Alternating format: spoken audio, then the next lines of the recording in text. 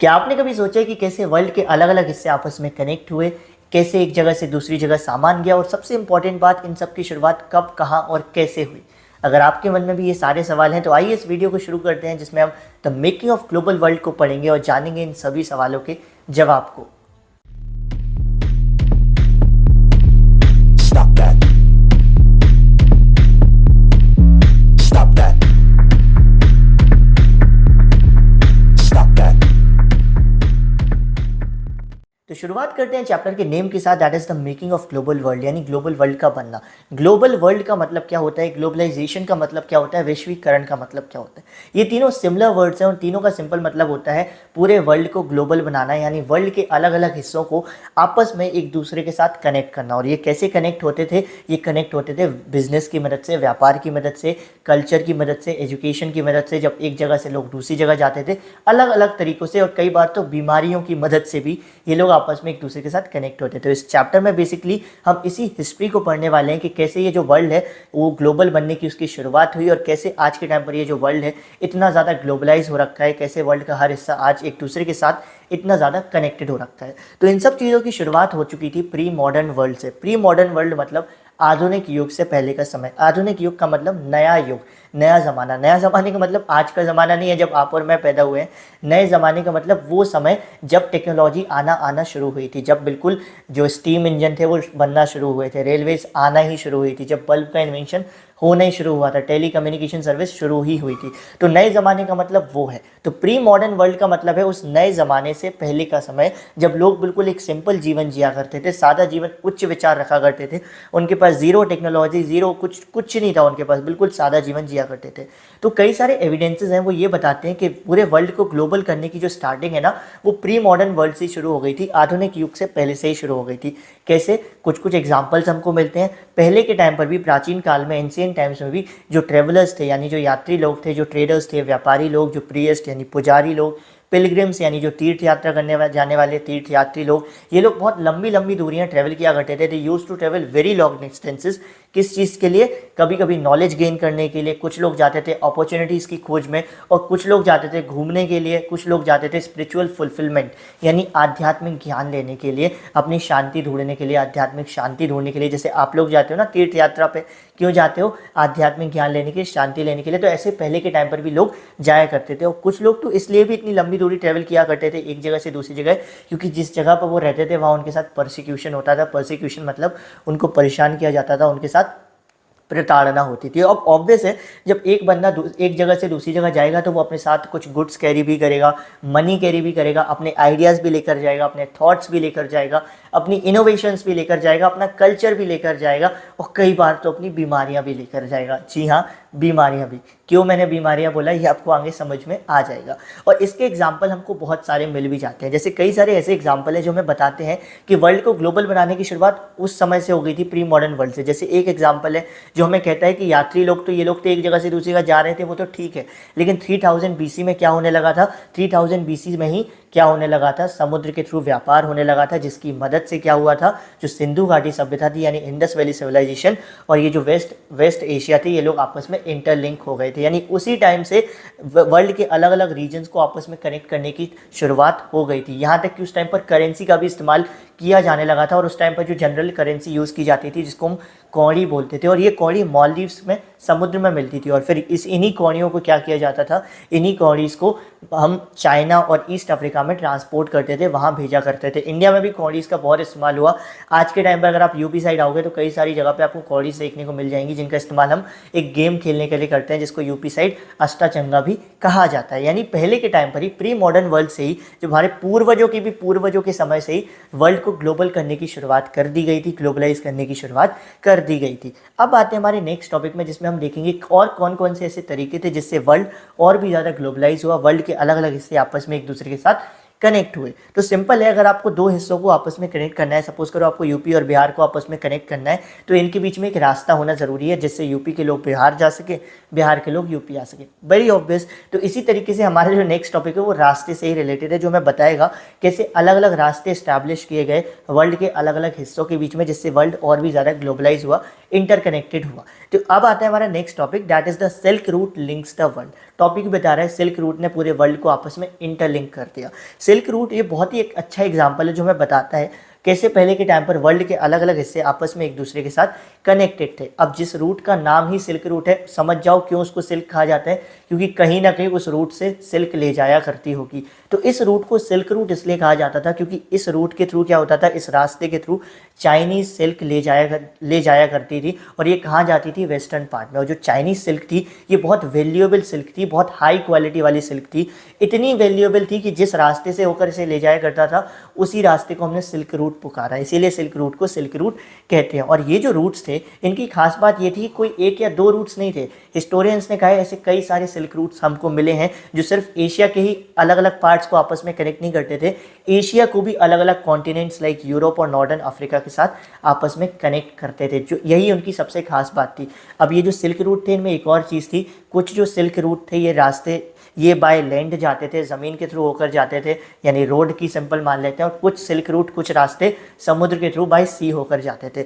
और ये silk route कल या परसों के नहीं बने हैं, ये क्रिश्चियन एरा से पहले के बने थे। क्रिश्चियन एरा का मतलब जब ईसा मसीह का जन्म भी नहीं हुआ था उससे पहले के टाइम पर ये सिल्क रूट्स बने हुए थे, यानी उसके पहले से ही ये काम शुरू कर दिया गया था कि हमको वर्ल्ड को ग्लोबलाइज करना है, वर्ल्ड के अलग अलग हिस्सों को आपस में इंटरकनेक्ट करना है। और इन सिल्क रूट से बहुत सारी ऐसी चीज़ें ले जाई गई जो बाद में चलकर बड़ी फेमस रूप से जानी गई। जैसे कुछ कुछ चीज़ों के बारे में अगर हम पढ़ें जो इस सिल्क रूट से ले जाई जाती थी, तो सबसे पहली आती है जो चाइनीज़ पॉटरी है, उनको इसी रूट से ले जाया करता था। चाइनीज़ पॉटरी का मतलब होता है मिट्टी के बने बर्तन, तो जो चाइना की मिट्टी के बने बर्तन थे वो इन्हीं रूट से जाते थे।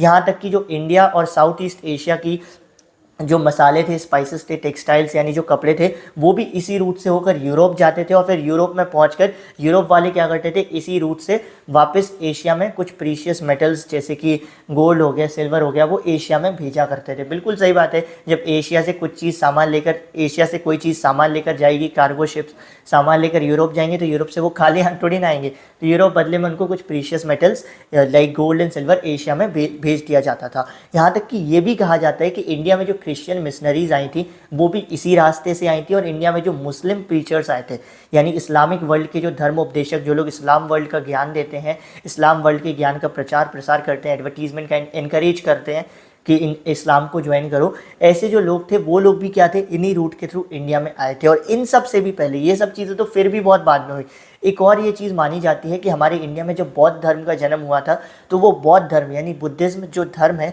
वो भी इसी रूट के थ्रू पूरे वर्ल्ड में फैला था। कैसे हमारे इंडिया में बुद्धिज़्म का जन्म हुआ, बौद्ध धर्म का जन्म हुआ, फिर हमारे इंडिया के जो बौद्ध धर्म वाले लोग थे वो इन्हीं रूट से वर्ल्ड के अलग अलग हिस्सों में गए, वहाँ पर वो अपना कल्चर ले गए, अपना रिलीजन ले गए, और धीरे धीरे करके उन्होंने बौद्ध धर्म को इन्हीं रूट्स की मदद से पूरे वर्ल्ड में फैला दिया। तो इतनी सारी चीज़ें थी जो सिल्क रूट से होकर गुजरती थी, और इसीलिए हम कहते हैं silk route one of the best example है जो हमें बताता है कैसे पहले के टाइम पर वर्ल्ड आपस में इतना ज़्यादा कनेक्ट हुआ करता था।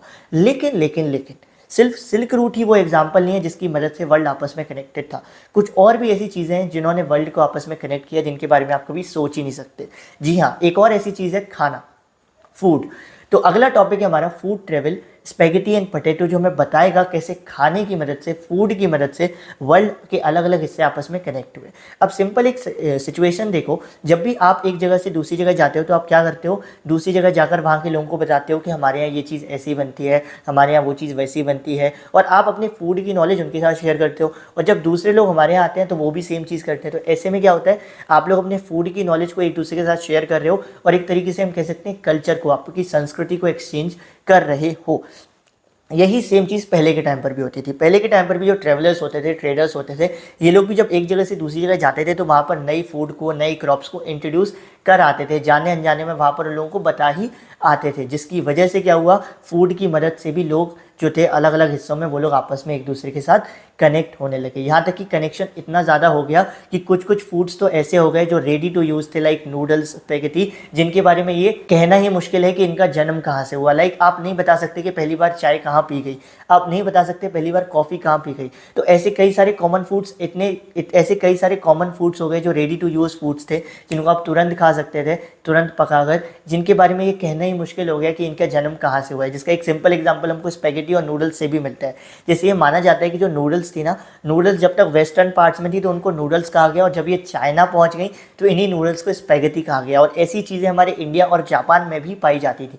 तो अब सपोज अब सिंपल सी एक सिचुएशन है, जब एक चीज़ के अलग अलग प्रकार अलग अलग देशों में पाए जाते हैं तो आप कैसे ये कह सकते हो कि इस चीज़ की ओरिजिन एक जगह से हुई है, इस चीज़ की जन्म एक जगह से हुई है। तो इसीलिए ये कहा गया कि ऐसी चीज़ें जो बहुत ही कॉमन फूड्स थे, इनके बारे में ये कहना बहुत मुश्किल है कि इनकी ओरिजिन कहाँ से हुई। इसीलिए हम कह देते हैं कि इनकी एक कॉमन ओरिजिन है। और इसी यही रीज़न है कि आपको देखने को मिल जाता है कि एक फूड के अलग अलग नाम हो रखे हैं। जैसे पानी की टिक्की है तो कहीं पर उनको बताशे कहा जाता है, पानी बताशे, कहीं पर उनको गोलगप्पे, कहीं पर उनको पानी पूरी, कहीं पर उनको पानी टिक्की कहा जाता है। क्यों?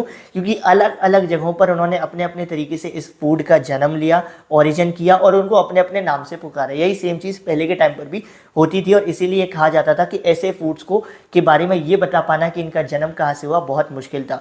एक खास बात जो आप जानकर परेशान हो जाओगे कि आज से 500 साल पहले तकरीबन हमारे जो पूर्वज थे उनको पता भी नहीं था पोटैटो क्या होता है, सोया क्या होता है, ग्राउंड नट्स यानी मूंगफली क्या होती है, मेज़ क्या होते हैं, टमाटोज क्या होते हैं। क्यों नहीं पता था? क्योंकि वो इंट्रोड्यूस ही नहीं हुए थे। ऐसी जो क्रॉप्स हैं जो आज के टाइम पर कॉमन क्रॉप्स हैं, ये तब इंट्रोड्यूस हुई जब अमेरिका की डिस्कवरी की, अमेरिका के लिए सी रूट की डिस्कवरी की क्रिस्टोफर कोलंबस ने। ये हम ये नहीं कहेंगे कि अमेरिका की डिस्कवरी की, क्योंकि अमेरिका तो ऑलरेडी एग्जिस्ट करता था। अमेरिका तक जाने के लिए रूट की डिस्कवरी की क्रिस्टोफर कोलंबस ने। उसके बाद ही जाकर लोगों को इन क्रॉप्स के बारे में जानने को पता चला और सबसे पहले इन क्रॉप को इंट्रोड्यूस किया गया था यूरोप में और फिर धीरे धीरे ये क्रॉप हमारे एशिया में आई, फिर इंडिया में आई। यानी आज से 500 साल पहले जो हमारे पूर्वज थे उन्होंने इन क्रॉप्स को नहीं खाया है। ये चीज़ आपको जानकर मतलब मुझे तो बड़ा अमेज्ड फील हुआ था। मुझे लगता था वो लोग भी हमारे जैसे रहे होंगे 500 साल पहले, थोड़ी ना दुनिया बिल्कुल अलग थी। लेकिन अभी जानकर ऐसा लगता है कि वो क्या ही खाकर रहते होंगे। अब जो फूड था, ये जो नए नए फूड आते जा रहे थे, इसने लोगों की लाइफ पर भी बहुत अच्छे अच्छे इंपैक्ट्स भी डाले और बहुत नेगेटिव इंपैक्ट्स भी डाले।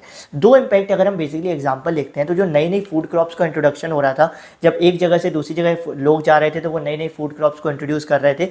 इसकी मदद से दो इम्पैक्ट आए। एक पॉजिटिव इम्पैक्ट ये आया कि जब पोटैटो को इंट्रोड्यूस किया गया, जिसको आलू है उसको इंट्रोड्यूस किया गया, तो आलू सस्ता होता था। तो जो लोग थे, स्पेशली जो यूरोप के जो गरीब लोग थे, ये लोग क्या कर पाए, पोटैटो इंट्रोड्यूस होने की वजह से एक अच्छा जीवन जी पाए, प्रॉपर खाना खा पाए और लंबी आयु तक लिव लॉन्गर यानी लंबी आयु तक अपने जीवन को चला पाए। क्यों? क्योंकि पोटैटो सस्ता था तो ये लोग अफोर्ड कर सकते थे। लेकिन दूसरा जो नेगेटिव इम्पैक्ट खाने का ये हुआ कि कई लोग क्या थे, एक क्रॉप पर इतने ज़्यादा ओवर डिपेंडेंट हो गए जिसकी वजह से उनको बाद में दिक्कत आनी पड़ी।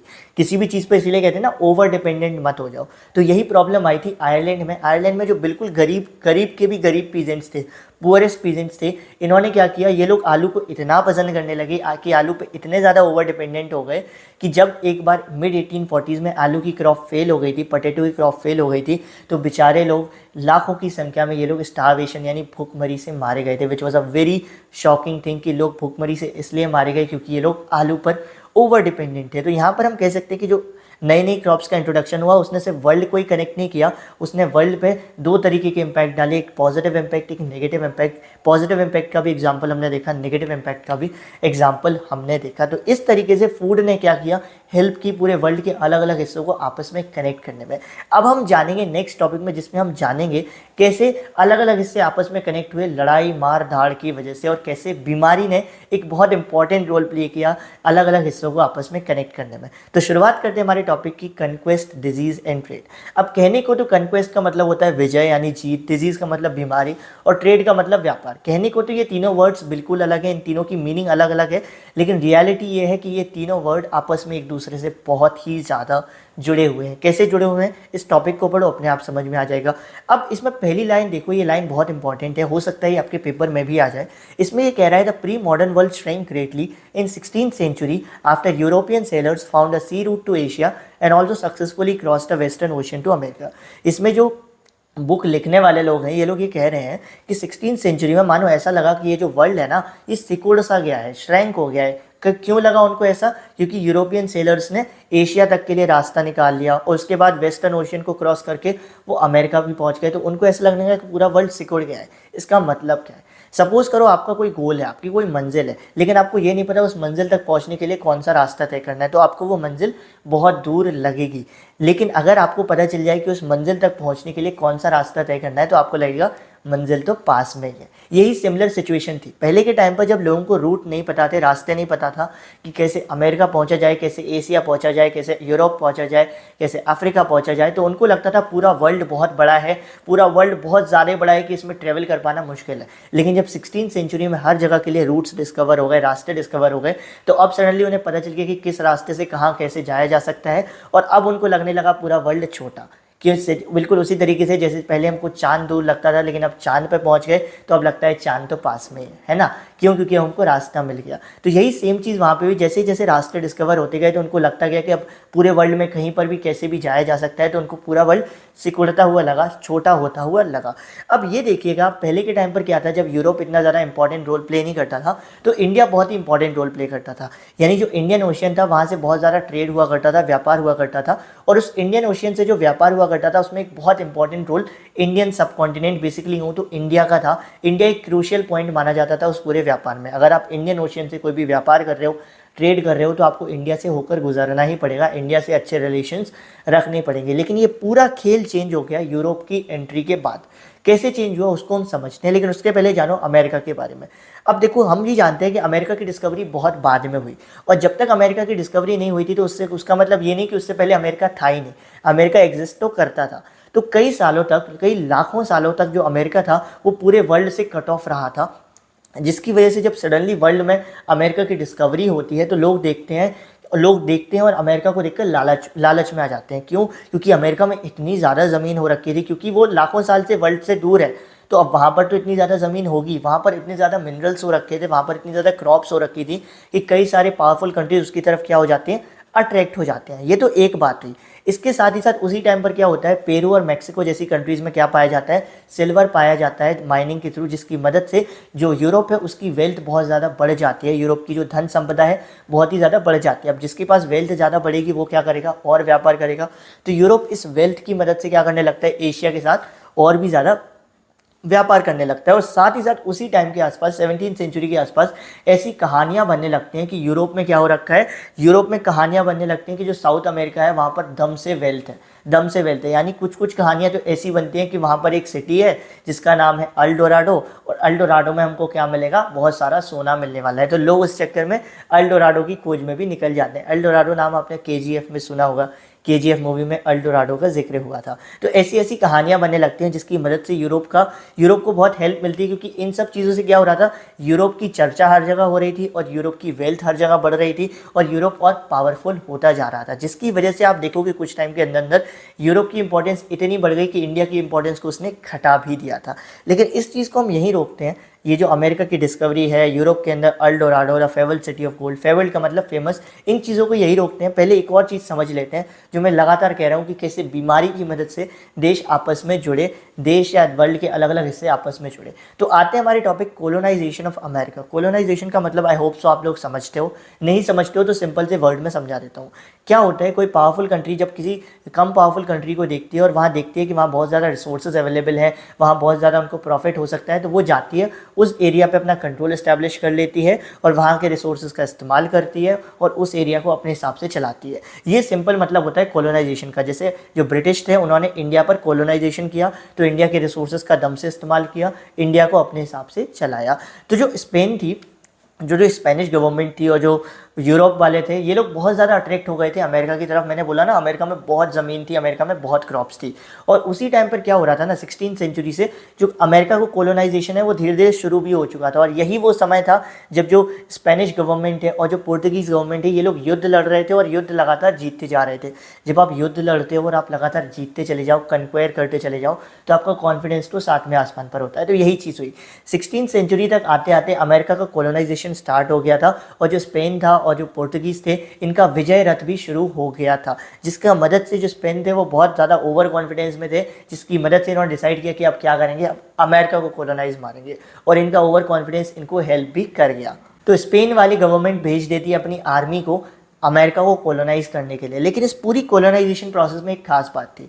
जब भी जनरली अगर आप देखोगे किसी एरिया पे आपको अपना कंट्रोल इस्टेब्लिश करना होता है, तो आप क्या करते हो, अपने साथ गुंडे लेकर जाते हो, अपने साथ आर्मी लेकर जाते हो, पुलिस लेकर जाते हो और उस जगह के लोगों को मार धाड़ करते हो और उसको अपने कंट्रोल में ले लेते हो। लेकिन स्पेन ने ऐसा नहीं किया और यही इनकी सबसे अमेजिंग चीज़ और सबसे गंदी चीज़ भी कह सकते हैं जो इन्होंने अमेरिका को कॉलोनाइज करने के लिए की। इसीलिए इसमें एक लाइन आती है जिसमें एक कहा जाता है कि जो स्पेनिश गवर्नमेंट थी उनका सबसे पावरफुल वेपन उनकी आर्मी या उनकी मिलिट्री नहीं थी, उनका सबसे पावरफुल वेपन एक बीमारी था। बेसिकली हुआ क्या था, जो स्पेनिश गवर्नमेंट है इन्होंने एक बीमारी जिसका नाम था जर्म्स ऑफ स्मॉल पॉक्स, उस बीमारी को अपने सोल्जर्स में डाल दिया था। यानी वो जो सोल्जर्स थे वो उस बीमारी का शिकार थे और उन सोल्जर्स को फिर कहाँ भेजा था, अमेरिका में भेजा था, ताकि ये सोल्जर्स वहाँ पर क्या कर सकें, उस बीमारी को फैला सकें। अब आप कहोगे फिर अमेरिका के लोग इतने कमज़ोर थे कि वो इस बीमारी से लड़ नहीं पाए। जी हाँ, वो लोग इतने कमज़ोर थे। मैंने बोला ना, अमेरिका बहुत सालों तक पूरे वर्ल्ड से कट ऑफ रहा था, जिसकी वजह से अमेरिका के लोग को इस बीमारी के बारे में पता ही नहीं था। जब आपको किसी बीमारी के बारे में पता ही नहीं होगा तो आपका इम्यून सिस्टम उससे लड़ेगा कैसे। जैसे हमको कोरोना के बारे में नहीं पता था तो हमारी बॉडी में इतनी इम्यूनिटी नहीं थी कि हम कोरोना से लड़ सके। इन अ सिमिलर वे अमेरिका के लोगों के अंदर इतनी इम्यूनिटी नहीं थी कि वो स्मॉल पॉक्स से लड़ सके, जिसकी वजह से जब स्पेनिश गवर्नमेंट के जो सोल्जर्स थे वो अमेरिका में पहुँचे तो ये जो बीमारी थी बहुत तगड़े तरीके से वहाँ पे फैली और इसने एक डेडली किलर की तरह वहाँ पर काम किया। अमेरिका की कई सारी कम्युनिटीज़ को पूरा का पूरा डिस्ट्रॉय कर दिया, जिससे अमेरिका कमज़ोर हो गया और स्पेन ने अमेरिका को कॉलोनाइज कर लिया। अब रियलिटी ये है, यहाँ पर एक और चीज़ कही जा सकती है कि जब कोई आपसे बंदूक लेकर लड़ने आता है, मिलिट्री लेकर लड़ने आता है, तो तब तो आप उनका विरोध कर भी सकते हो, लेकिन जब कोई एक बीमारी लेकर आता है जिसका आपको कोई आइडिया नहीं है, उससे आप कैसे लड़ोगे। और इसी चीज़ का फ़ायदा स्पेनिश गवर्नमेंट ने उठाया और इसीलिए ये लाइन कही गई थी, the most powerful weapon used by Spanish government was not there army, it was the germs of small pox that they carried with them. ये लाइन को याद रखना, ये लाइन एक्सप्लेन करने को बोल सकता है तुम्हारे बोर्ड एग्जाम में। तो इस तरीके से क्या हुआ, एक बीमारी की मदद से दो जगह आपस में कनेक्ट हुई, स्पेन और अमेरिका आपस में कनेक्ट हुई और स्पेन ने अमेरिका को